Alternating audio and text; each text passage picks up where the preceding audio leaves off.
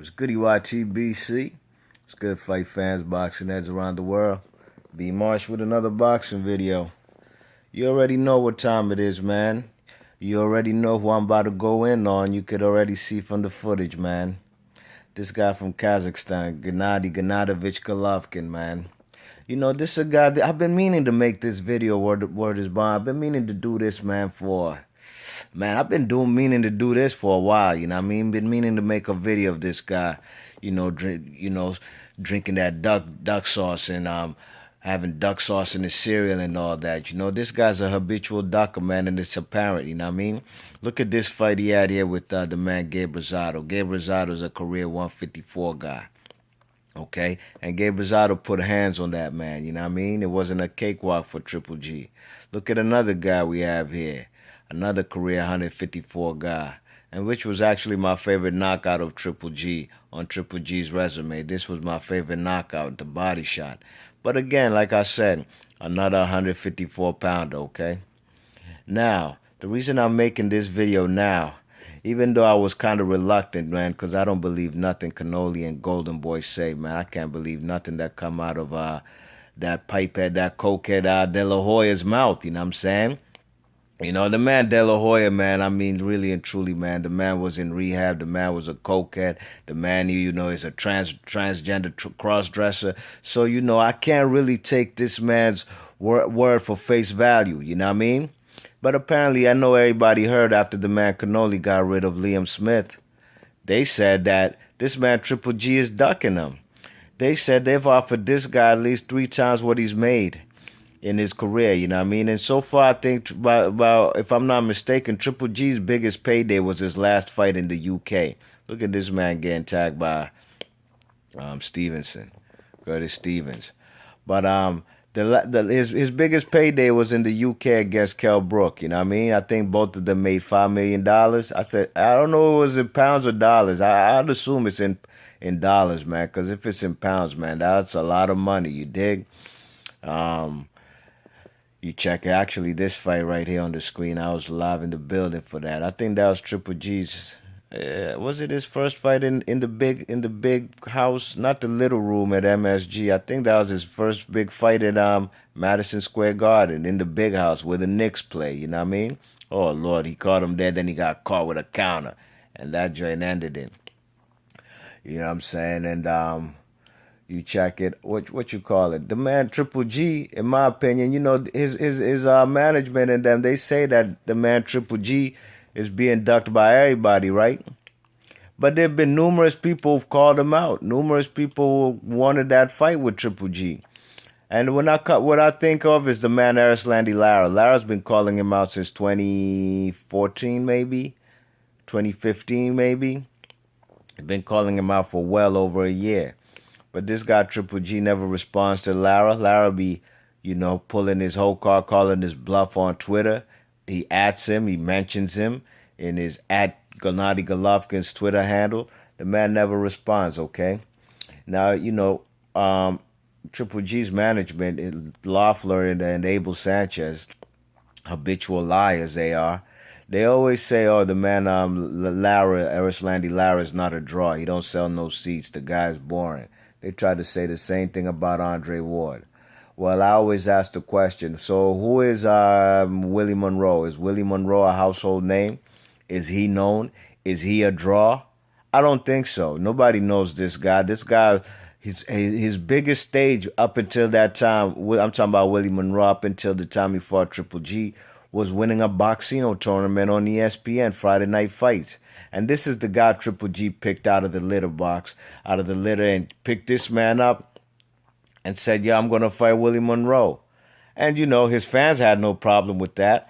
And at that particular time, I was pissed. And really and truly, it was the beginning of a trend, a beginning of a pattern, you know what I'm saying? Now, Lara Ben called him out again, and the man Lara said, oh, I'm sorry, Triple G and them said, oh, he's not a draw. He's not this. He don't sell no seats. Lara's a small 154-pounder. Well, the man Triple G and his team, you remember when they said they'll fight anybody from 168 to 154 pounds, okay? And he said he'll come down to 154 to fight Floyd Mayweather. You know what I mean? That's what he said, okay? Now, if the man Larry is not a draw or can't sell seats or is boring, according to Team Golovkin, then who the fuck is Dominique Wade? And Dominique Wade is a guy from my area, man. He's from out here, the guy from PG County. You know what I'm saying? Right outside Washington D.C. He's if I'm not mistaken, he's from Palmer Park. That's a notoriously bad neighborhood out there, like where Sugar Ray Leonard grew up. You know what I mean? PG County. That's near the Redskins Stadium. You check it, Landover, Maryland. Now the man, Dominique Wade, was a nobody. I'd only seen him fight, I think, twice against Nick Bronson and Sam Solomon, a fight that was kind of controversial, man. You check it, and this the guy that Team Golovkin picked out to fight. You know what I mean? Now, okay, there's numerous guys in the division. Why they didn't fight guys like, okay, I understand the guy Billy Joe Saunders, he said he's not ready for him. But now after he saw what Kell Brook did to Golovkin, he wants to fight him, you know what I'm saying? Okay. Danny Jacobs, the man was kind of outpricing himself. I'll give you that. He said he wants $3 to $5 million. But his biggest payday was 1.5 million when he beat Peter Quillen. So I think about 2 million to 2.5 million is reasonable. Okay? And that also depends on what Triple G gets. You know what I'm saying? But the icing on the cake, man, goes this last Saturday when the man Cannoli, Cannoli dropped that WBC belt, all right? He dropped it after he beat what's his name? Amir Khan, okay? A fight that Cannoli did cherry pick and duck opponents, and he'll always be ducking opponents unless he fights guys like, I'm not going to even get into that, man, because this video ain't about Cannoli. I think I already made a DuckTales video about him. Well, this about Triple G. And apparently Triple G has been offered by Golden Boy $10 million plus incentives off the pay-per-view. Make some money off of pay-per-view revenue, you know what I'm saying? And apparently Golden Boy and Cannoli said that Team Triple G has turned this offer down. And if that's the case, I'm not shocked. I'm not shocked because look at what's really happening right in front of your eyes, ladies and gents, boxing heads and fight fans around the world. The man Triple G has gained a lot of popularity from fighting nobodies. Okay? If it ain't broke, don't fix it. The man is earning. He just earned a big $5 million. He's earning high paydays for low risks.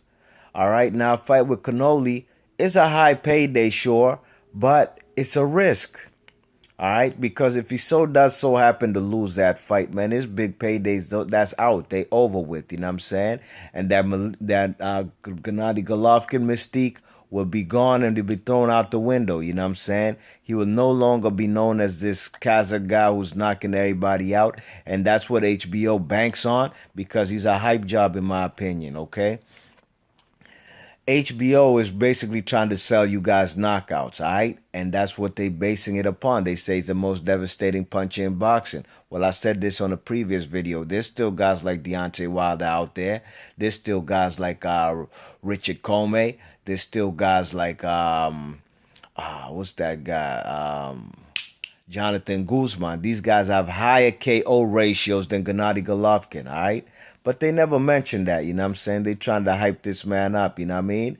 And give him opponents that will be there in front of him to knock out. Now, fight with Cannoli, Cannoli, one thing I give him for sure, this guy definitely has a chin, man. It ain't too often you see Cannoli looking vulnerable or fucked up. The man, who was it?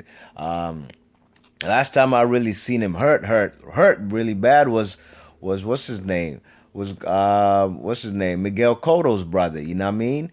He hurt him, you know what I'm saying? Floyd Mayweather did put hands on him, backed him up and all that, but not really to the point where he got spaghetti legs or thrown into the ropes and looking real vulnerable, you know what I mean?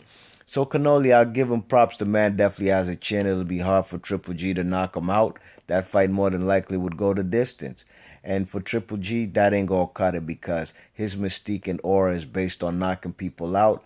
And like I said, he hasn't been fighting quite stellar opponents. Now the guy Danny Jacobs has also called him out. Hopefully the WBA has made Jake Jacobs the mandatory to fight Triple G. Hopefully, we'll see that fight in December or November 26th, because that's when Triple G is supposed to fight. November 26th, or he'll get that date for December, whatever. December 10th, when Cannoli was supposed to fight, but he injured his hand against Liam Smith.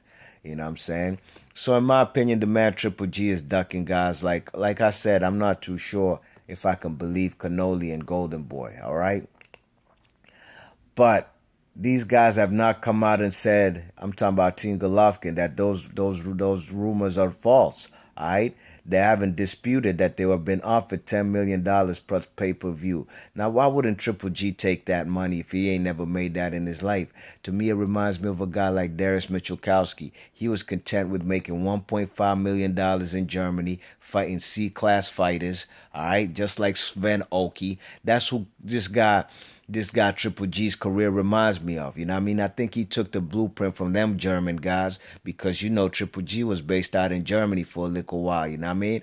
He peeped their blueprint, how they became basically, phenoms in Germany by fighting nobodies, all right? Michikowski had never earned more than $1.5 million, all right? He was being offered up to $5 million to fight Roy Jones for the longest.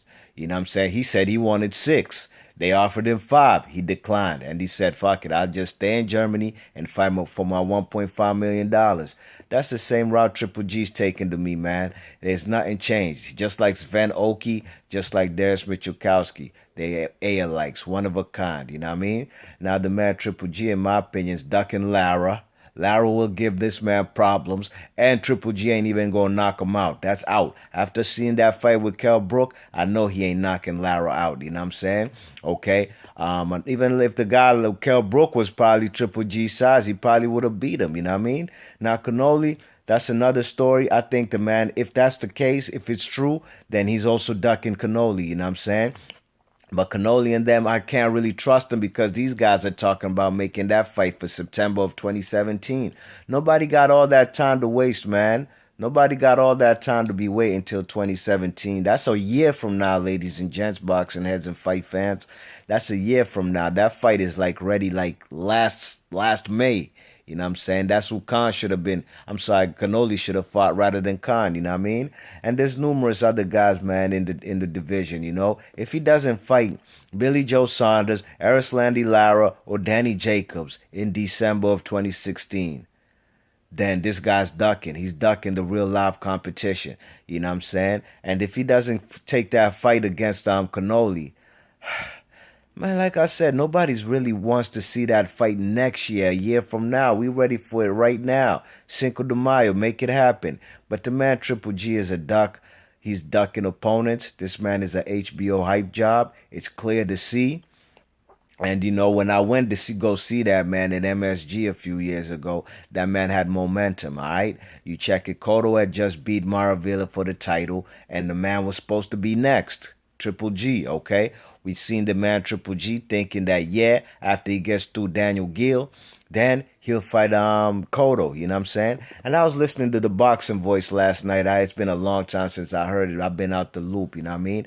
And the guy Boxing MD said the best names on Triple G's resume was David Lemieux, and I forgot who was the second guy he said. He said David Lemieux and not Matthew Macklin. What's the guy? Fuck. Martin Murray. He said Martin Murray, you know what I'm saying? In my opinion, I think it's Kasimo Uma and Daniel Gill. Daniel Gill's the most accomplished fighter that the man has ever fought. So let me know in the comments section what you think about this duck sauce character, Triple G. B-Marsh Boxing, 1.